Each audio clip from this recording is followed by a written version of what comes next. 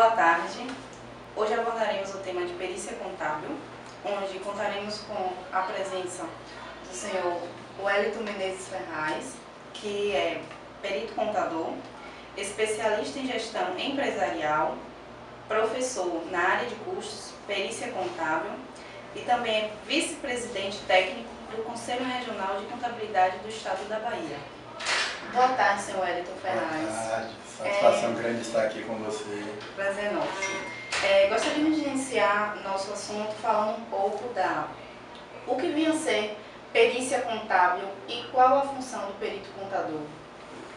Inicialmente eu vou pedir licença a você para ler alguns conceitos, até mesmo para facilitar para os usuários deste vídeo, ok? Sim. A perícia contábil constitui o conjunto de procedimentos técnicos científicos destinados a levar à instância decisória elementos de prova necessários a subsidiar a justa solução do litígio ou constatação de um fato, mediante laudo pericial contábil e ou parecer pericial contábil, em conformidade com as normas jurídicas e profissionais e a legislação específica no que for pertinente. A perícia contábil, tanto a judicial como a extrajudicial, é de competência exclusiva de contador registrado em Conselho Regional de Contabilidade. Entende-se como perícia judicial aquela exercida sob a tutela da Justiça. A perícia extrajudicial é aquela exercida no âmbito arbitrário, estatal ou voluntário. A perícia arbitral é aquela exercida sob o controle da lei de arbitragem. A perícia no âmbito estatal é executada sob o controle de órgão do Estado, tais como perícia administrativa das comissões parlamentares de inquérito, que você já deve ter ouvido muito na televisão, na Assembleia Legislativa, etc. A perícia criminal e do Ministério Público. Perícia voluntária é aquela contratada espontaneamente pelo interessado ou de comum acordo entre as partes. Então, a perícia contábil está inserida neste contexto. Continuando, qual a importância da perícia contábil para a sociedade? Perfeitamente. Em meu entendimento, a relevância do resultado da perícia contábil para a sociedade como um todo consiste em estar comprometido com a justiça, isto é, uma condição sine qua non. O perito que for realizar a perícia contábil ele tem que ter o comprometimento da justiça, de ser justo, né? O que implica revelar sempre verdade real, essência, ainda que em detrimento da verdade formal contida nos autos. A bem da verdade, a justiça, ou seja, a virtude de dar a cada um aquilo que é seu de direito, é possível para todos, inclusive está previsto na Constituição a gratuidade para que seja permitido o acesso à justiça. Então, às vezes o juiz nos designa peritos, né, como perito de determinadas ações e ele diz, olha, você não vai receber nada, senhor perito. Né? Então, é uma forma do perito estar servindo a sociedade, para aquelas pessoas que realmente, comprovadamente, não têm recursos, né, para pagar pela perícia. E o juiz diz o direito e a obrigação que cabe cabe às partes. Nesse sentido, temos o labor pericial contábil como sendo uma proteção à sentença por representar as amarras de uma viripotente força científica que seguramente dará sustentação a uma força que há de vir, ou seja, a decisão judicial. Então, a perícia contábil, ela de forma assim, relevante, né?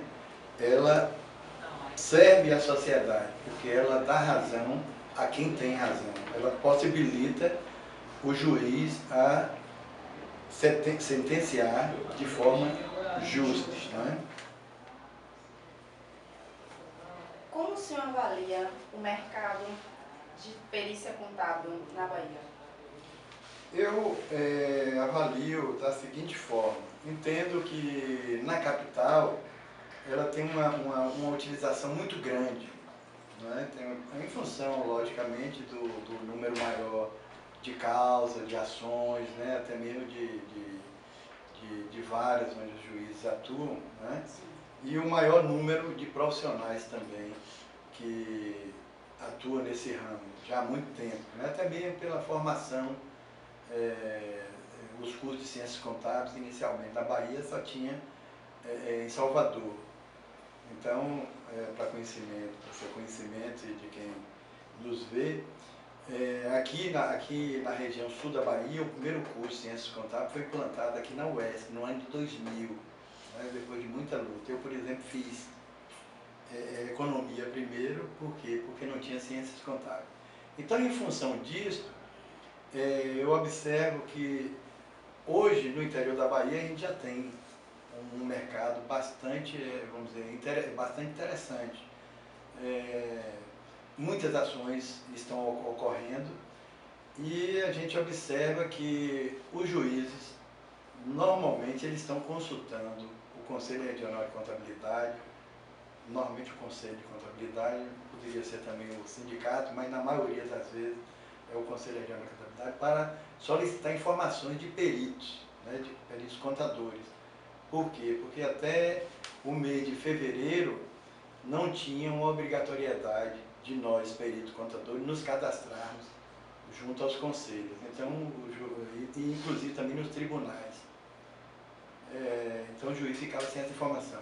Mas vejo que é interessante esse mercado na Bahia, entendeu? Muito promissor, justamente por isso, porque como não tem muitos profissionais ainda atuando, prova disso é que vocês ficaram aí alguns dias aí tentando conseguir um perito para fazer entrevista, né? Porque são poucos realmente. Então o mercado está aberto, porque o número de ações são grandes, tá? É muito grande o número de ações. Então eu entendo que é interessante na Bahia esse mercado, na área de perícia. Confundem perícia contábil com auditoria. Como podemos diferenciá-las uma da outra? Eu vou utilizar um artigo escrito pelo professor Wilson Alberto Zappa, que é um colega nosso lá do Paraná, onde ele diz o seguinte: a perícia é a prova elucidativa dos fatos, já a auditoria é mais revisão, verificação, tende a ser necessidade constante, repetindo-se de tempo em tempo, com menos rigores metodológicos, pois utiliza-se de amostragem. A perícia repudia a amostragem como critério e tem caráter de eventualidade, e só trabalha com um universo completo, onde a opinião é expressada com rigores de 100% de análise. Para melhor visualização, vou fazer a leitura aqui de um quadro onde ele deixa bastante, evidencia essa diferença. Sim. A perícia, ela é executada somente por pessoa física, profissional de nível universitário. Já a auditoria, ela pode ser executada por pessoa física e por empresa, pessoa jurídica. A perícia serve a uma época, questionamento específico, por exemplo, apuração de haveres na dissolução de uma sociedade. E a auditoria tende à necessidade constante, como exemplo, a auditoria de balanço repetindo-se anualmente. A perícia se prende ao caráter científico de uma prova com o objetivo de esclarecer controvérsias. A auditoria se prende à continuidade de uma gestão, parecer sobre atos e fatos. A perícia é específica, enquanto a auditoria pode ser específica ou não. A perícia, sua análise é restrita e abrangente, e na auditoria é feita por amostragem. Vamos falar agora um pouco sobre a profissão do perito contador. Por que o senhor escolheu a área da perícia contábil para se especializar? Veja só, eu fiz o curso de técnico de contabilidade nos idos de 1973, certo? Bastante tempo. Comecei a exercer a atividade em Tapetinga, e quando foi em 1976, eu vim para Itabuna. fui transferido aqui para Itabuna, para fazer o curso de economia. Por quê? Porque aqui não tinha ciências contábeis. Tá? Fiz o curso de economia, mas continuei sendo com a empresa de contabilidade, já tinha a empresa de contabilidade, concluí o curso de economia, que me ajudou em determinados aspectos, mas eu não poderia fazer perícia, porque o técnico ele não tem a devida habilitação, não é?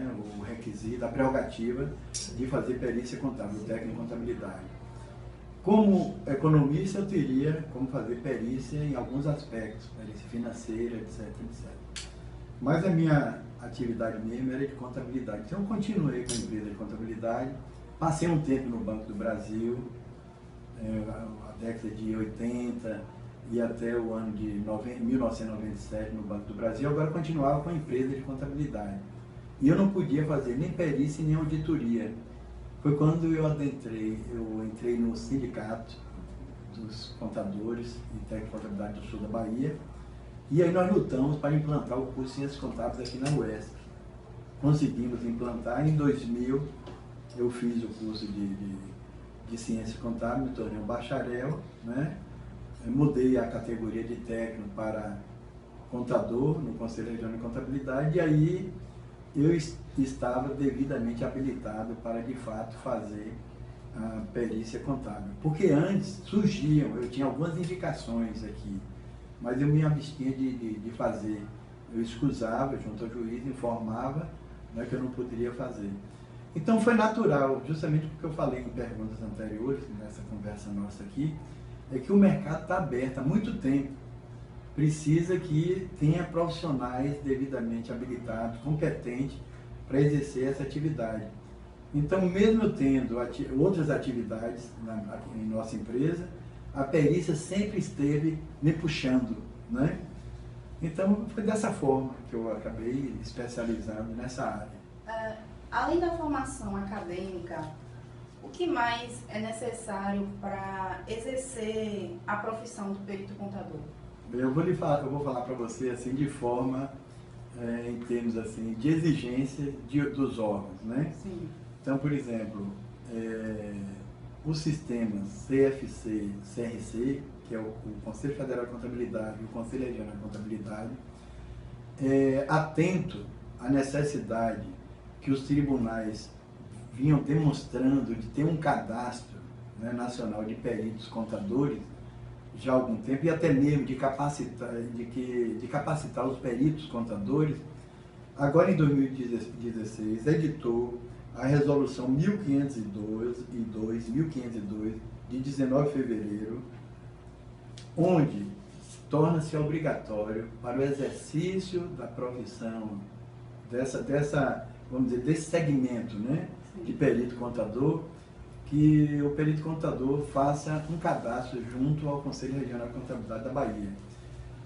Também na mesma sequência do que passou a abertura que houve também no novo Código de Processo Civil, que lá diz também que os tribunais vão proceder a cadastro também de peritos contadores, né? Que não existia. Por exemplo, vou colocar aqui para você, aqui na Justiça Federal, um colega nosso revelou-me hoje que ele foi lá fazer o cadastro, né? E ele constatou que só tinha 2 colegas cadastrados lá. Então você vê que o mercado está aberto e que quem tiver capacitado vai conseguir, sim, um filão aí, né? Ocupar esse filão, né? Ok? Quais as características para ser um ótimo profissional da área? Bem, você vai me permitir, eu também vou ler aqui para não deixar de passar a mensagem como um todo. O perito contador deve dominar as normas e procedimentos físico-contábeis, empresariais e os procedimentos ocorridos no assunto a ser examinado. Ele deve ser um autodidata, né? Ele tem que ter o prazer de estudar, de interpretar, né? Manter-se sempre atualizado, participando e ministrando cursos. A capacitação obrigatória é vital. Até mesmo no cadastro que eu coloquei em perguntas anteriores, junto ao Conselho, até dezembro, quem estiver exercendo a profissão até agora, ele pode ir lá e se cadastrar. O requisito é comprovar que ele está atuando no mercado, né? Através de comprovar aqui uma certidão, que ele elaborou um laudo, ele vai comprovar que ele está atuando. Não tem dificuldade de comprovar que ele está atuando hoje. Até 31/12/2016 nós podemos fazer isso. A partir dessa data, aí quem não fez, aí terá que ser submetido a um teste de qualificação para tal, assim como existe para os auditores. Todo ano tem a prova para os auditores independentes, aqueles que querem se habilitar para realizar auditorias independentes, principalmente junto àqueles órgãos, CVM, SUSEP, etc., auditoria. E agora vem essa exigência também para a perícia. Ele também precisa de calma e sensatez nessa atividade. O profissional fica exposto a várias pressões, fato que reforça a necessidade de uma conduta equilibrada e de altos valores morais. Deve ter dignidade de declarar-se impedido ou suspeito em sintonia à ética e aos artigos 134, 135 e 138 do Código de Processo Civil. O perito contador ele deve ser independente para expressar sua opinião, a qual seguramente é baseada nos exames realizados, sem ser influenciados por fatores estranhos, ou seja, equidade livre de preconceitos, fatores materiais ou afetivos que pressupõem perda de sua independência. Pode utilizar sua independência e liberdade para escolher o horário de trabalho e o tipo de exame a ser realizado.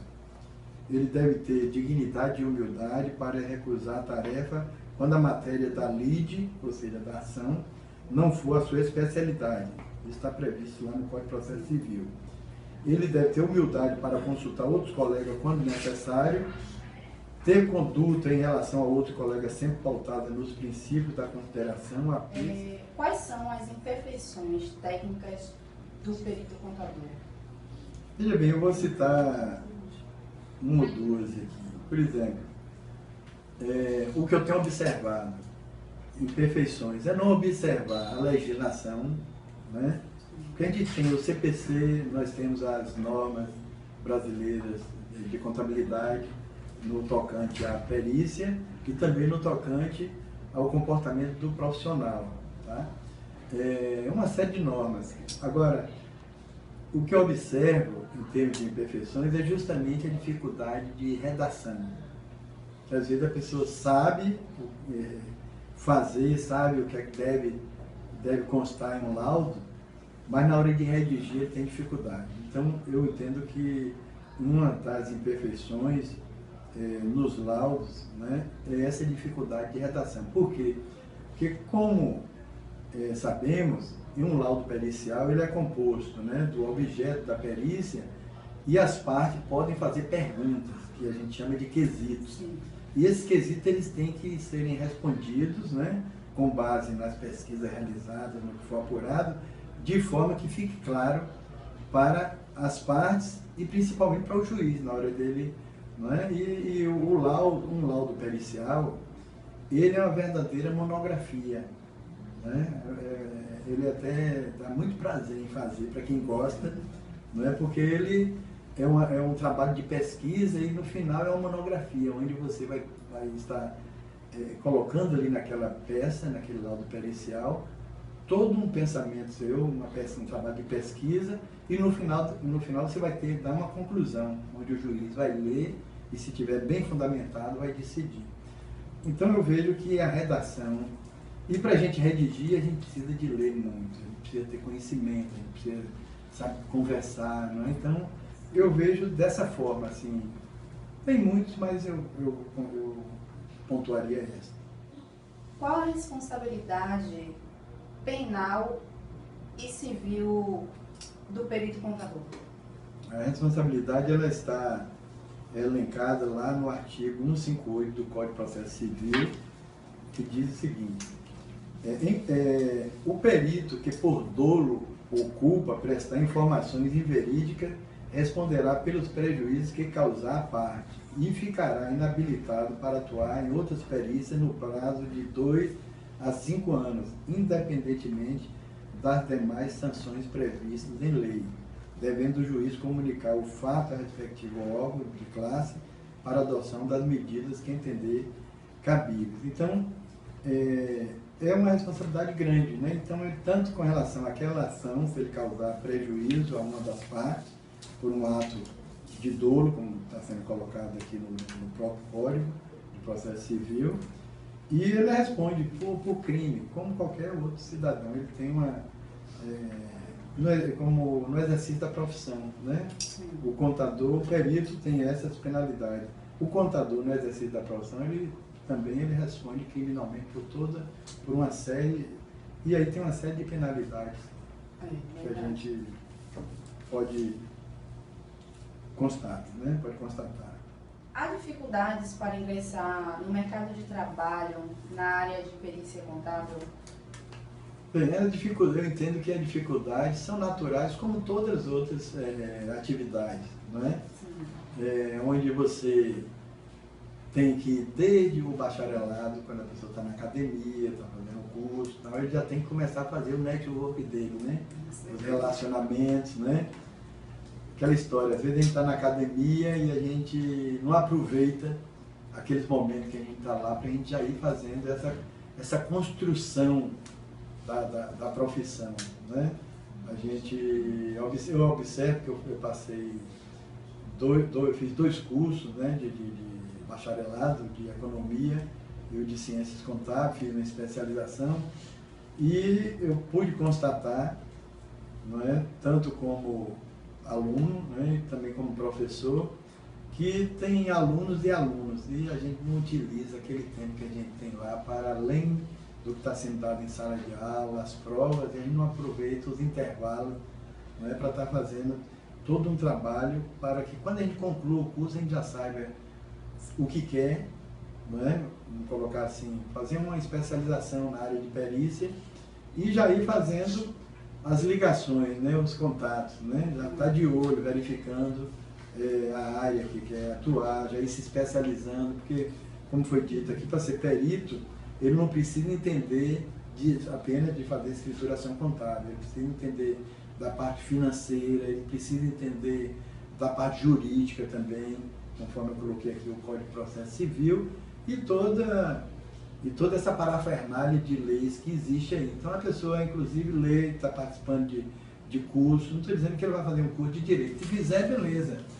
Mas ele pode também, né, ir fazendo cursos que dê subsídio. Se for feito isso, com todas as dificuldades naturais, né, quando a pessoa quer adentrar no mercado de trabalho, mas se ele estiver preparado, vai ficar mais fácil, né, porque ele vai ter facilidade de contactar com alguns contadores que já estão na área, algumas empresas que já estão na área, e, logicamente, começar a fazer esse trabalho. Eu entendo, assim, que a dificuldade é mais em termos da capacitação, tudo passa por aí. Fale-nos um pouco sobre os critérios utilizados pelo juiz para a nomeação de um perito.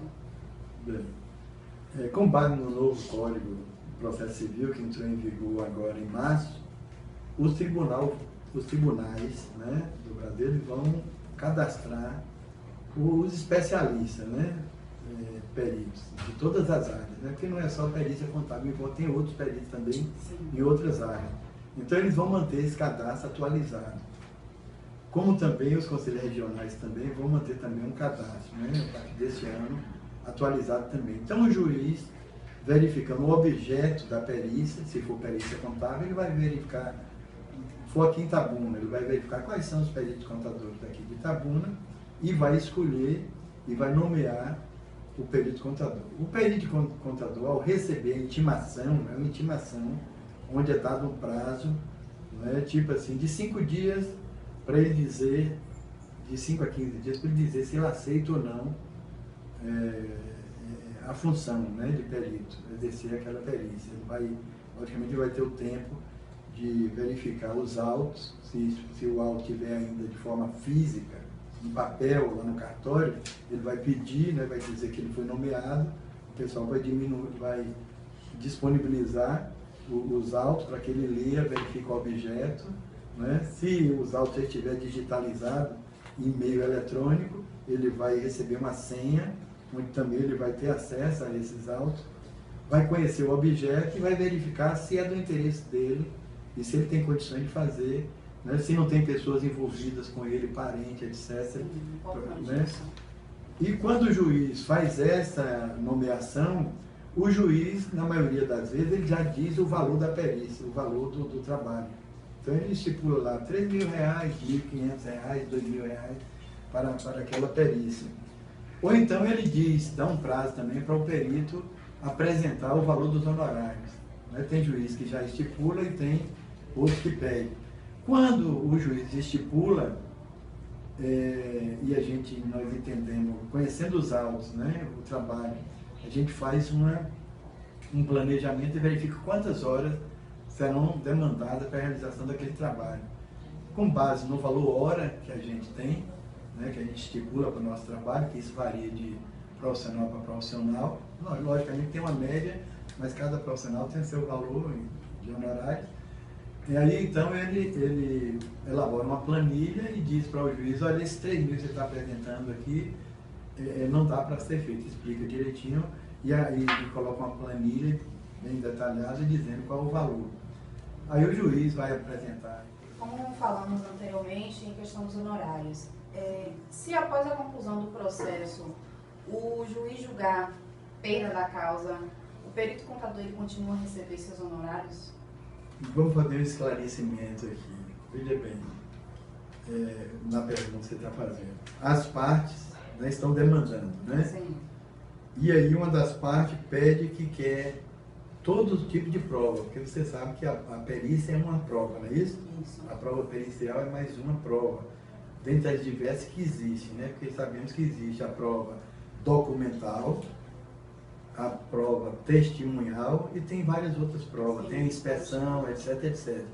E a perícia contábil é mais uma prova. Então, quem pediu essa prova, não é? Então ele vai arcar com o custo, né, desse trabalho, lá nos autos. Então, e quando o juiz nomeia o perito, e que combina o valor direitinho, essa parte já deposita, né? O novo Código de Processo Civil e até o anterior, o perito pode pedir adiantamento de 50% do valor no início do trabalho, devidamente justificado. Ele vai justificar, olha, eu vou precisar fazer tal diligência, assim eu vou precisar de contratar profissionais para estar junto comigo fazendo o trabalho, então me adiante 50%. Então ele já receberia uma parte. Ou então recebe todos ao final. Esse final aí, o juiz, independente de quem ganha a ação, se for o que pediu, que pagou, ou a outra parte, para quem for julgado favorável, independe desses honorários. Não existe isso de não pagar. Agora, o juiz só libera depois de apresentado o laudo, depois que as partes se manifestam sobre o laudo, né? Se eles quiserem, eles podem fazer mais alguns quesitos, alguns esclarecimentos sobre o laudo. Não? Então, não é só apresentar o laudo, estou livre, faço meus honorários para cá, não.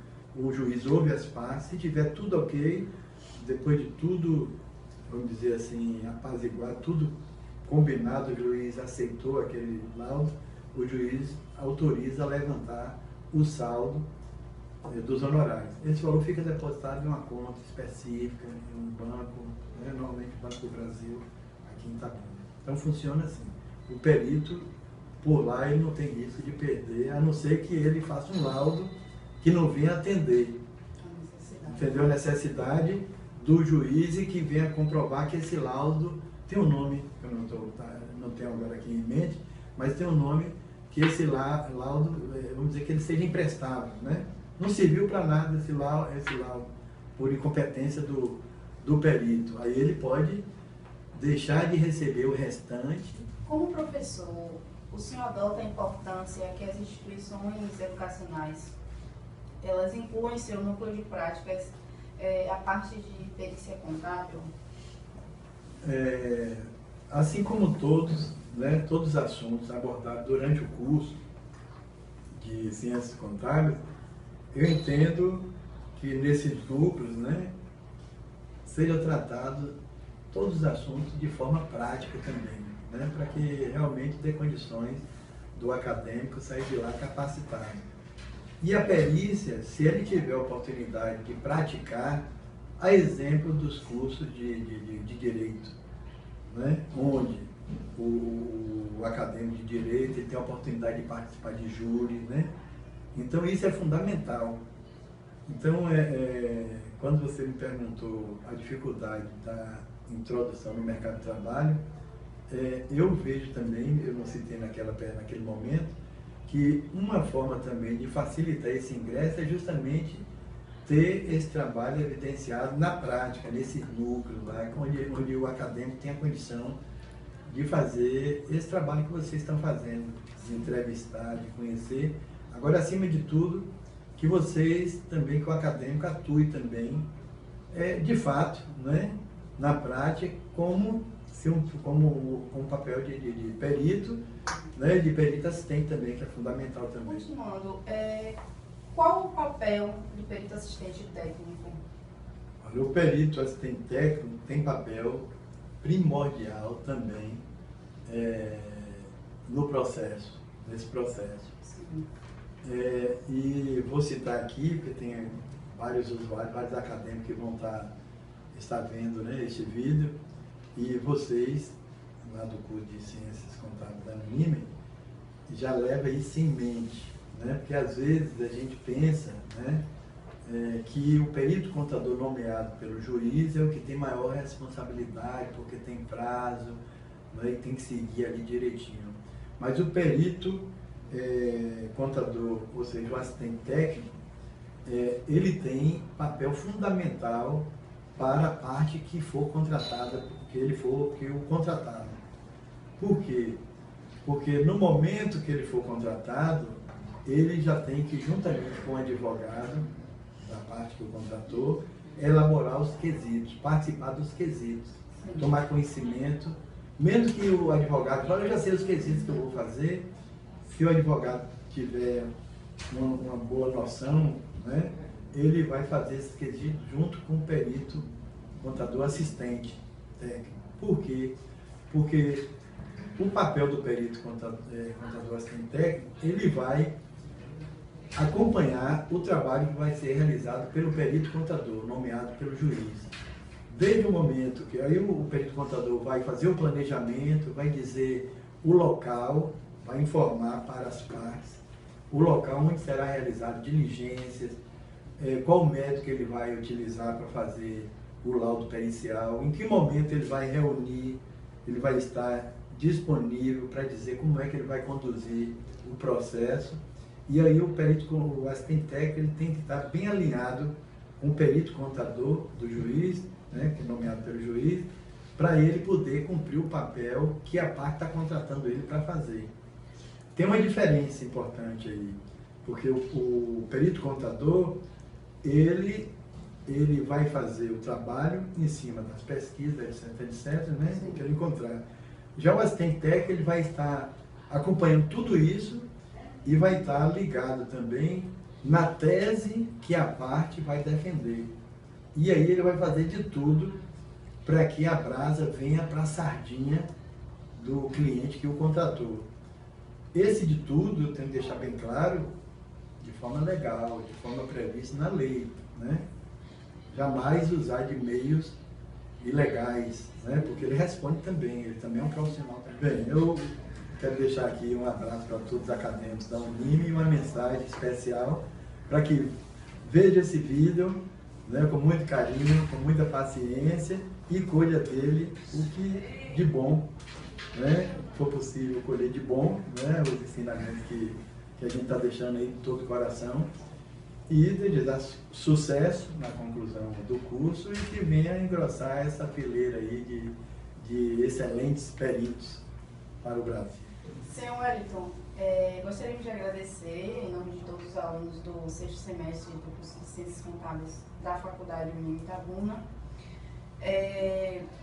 pela contribuição e melhor conhecimento da área de perícia contábil. Desde já, nós desejamos muito sucesso na sua carreira profissional e nosso muito obrigada. Obrigado a você, prazer grande.